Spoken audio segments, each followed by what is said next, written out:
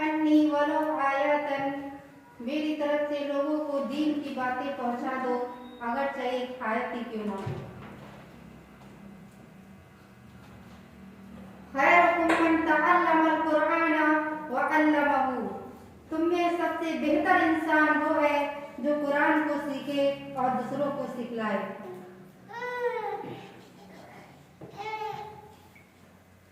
तिफले मकतब हूँ मैं, ना हूँ आलिम ना हूँ अल्लामा, तिफले मकतब हूँ मैं, ना हूँ आलिम ना हूँ अल्लामा, सुना दूँ मैं तुम्हें हक का परवाना। इन्नल हम्दुलिल्लाह, अल्हम्दुलिल्लाह नहमदुहु व नस्तईनुहु व नस्तगफिरुहु व नुमिनु बिही व नतवक्कलु अलैहि व नऊज़ु बिल्लाहि मिन शुरूरि अनफुसिना व मिन सय्यिआति अमालिना। मन यहदिल्लाहु फला मुदिल्ल लहु व मन युज़्लिलहु फला हादिय लहु व अशहदु अन ला इलाहा इल्लल्लाहु व अशहदु अन्ना मुहम्मदन अब्दुहु व रसूलुहु। अम्मा बाद, फ़इन्ना खैरल हदीस किताबुल्लाह व खैरल हदी हदी मुहम्मदिन सल्लल्लाहु अलैहि वसल्लम व शर्रल उमूरि मुहदसातुहा व कुल्लु मुहदसतिन बिदअह व कुल्लु बिदअतिन ज़लाला व कुल्लु ज़लालतिन फिन्नार। अल्लाहु तबारक व तआला फी मौज़िल आखर फ़क़ाल अल्लाहु तआला फ़िल कुरानिल मजीद वल फुरक़ानिल हमीद, अऊज़ु बिल्लाहि मिनश समीइल अलीम मिनश शैतानिर रजीम, बिस्मिल्लाहिर रहमानिर रहीम।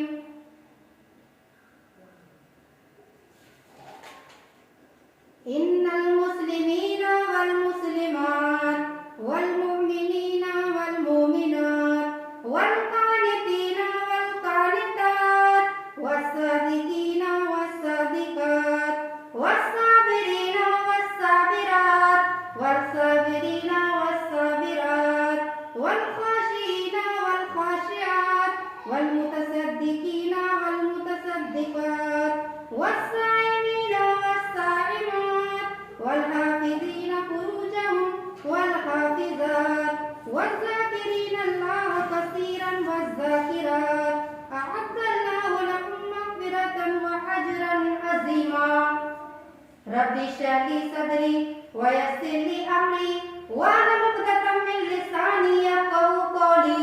रब्बि ज़िदनी इल्मा, रब्बि ज़िदनी इल्मा, अल्लाहुम्मा रब्बि ज़िदनी इल्मा। आमीन।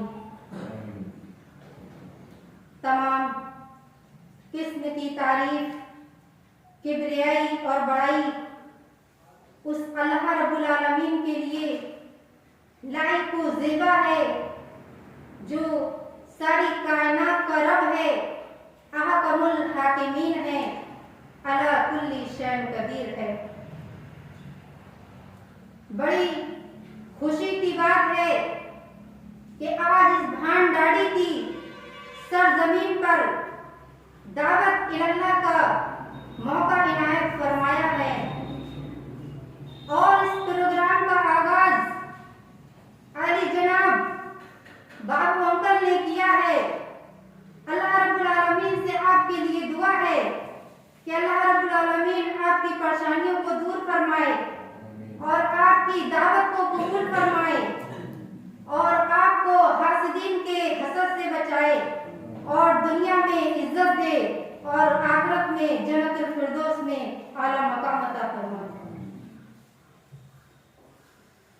कौम व मिल्लत के लायक वर नौजवानों, मुस्तकबिल के होनहार अजीज बच्चों, इस्लामी खवातीन, पर्दा नशी मेरी प्यारी माँ और बहनों, मेरा मौजू किताबत है मुस्लिम खवातीन की जिम्मेदारियां।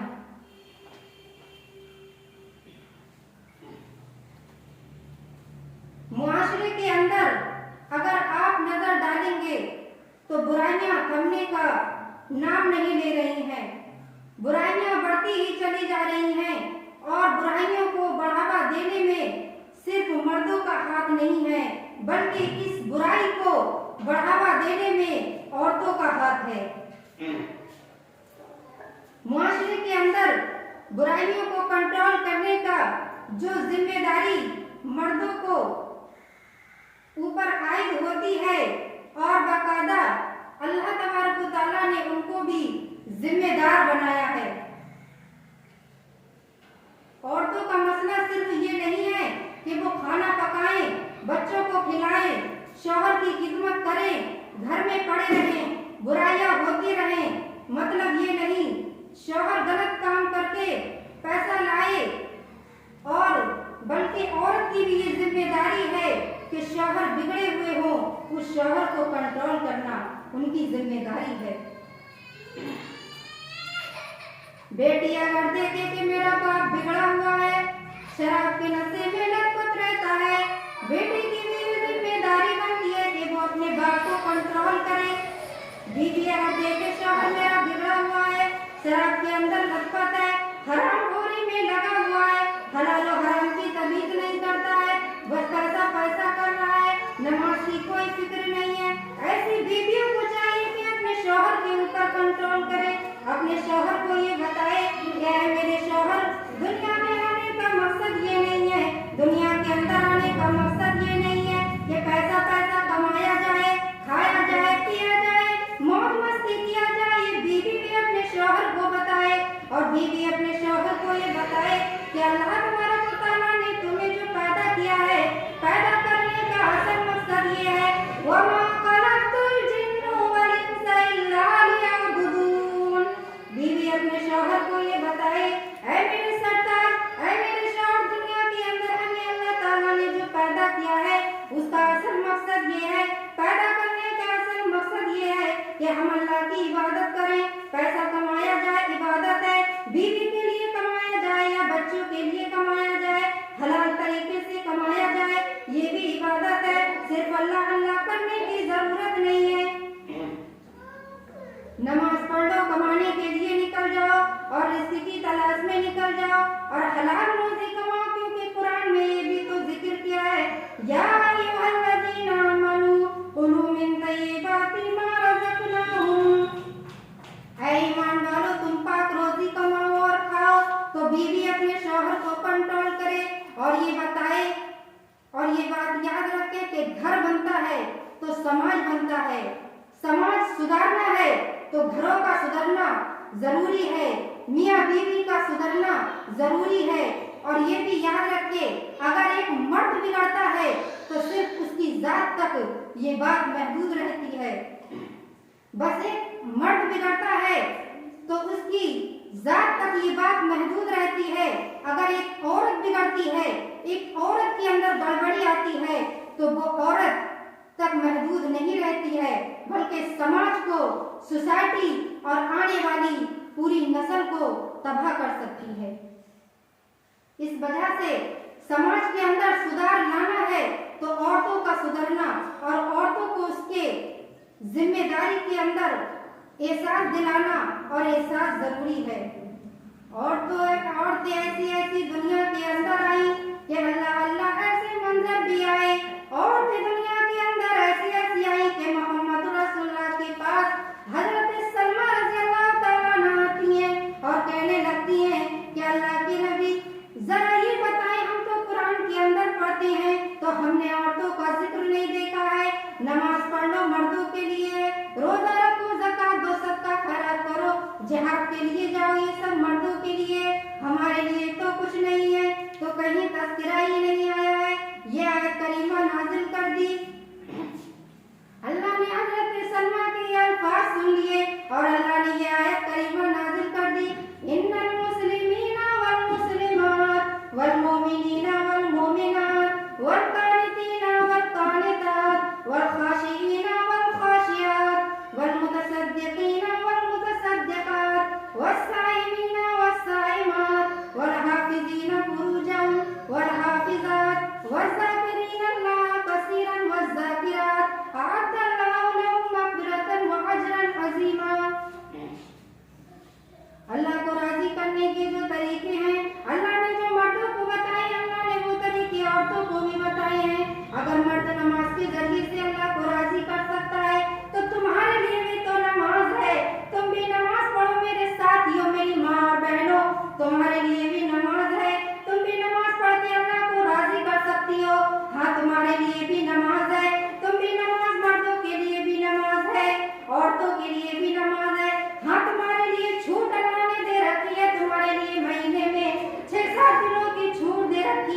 कि अल्लाह का फजल है, लेकिन नमाज ये अल्लाह की बहुत ही बड़ी इबादत है कि जिसके जरिए से अल्लाह को राजी किया जा सकता है। तो ये नमाज मर्दों के लिए भी है, ये नमाज औरतों के लिए भी है। सदका और खैरात अगर मर्द करते हैं तो तुम क्यों नहीं करती हो? तुम्हें भी सदका खैरात करने का हुक्म दिया गया है।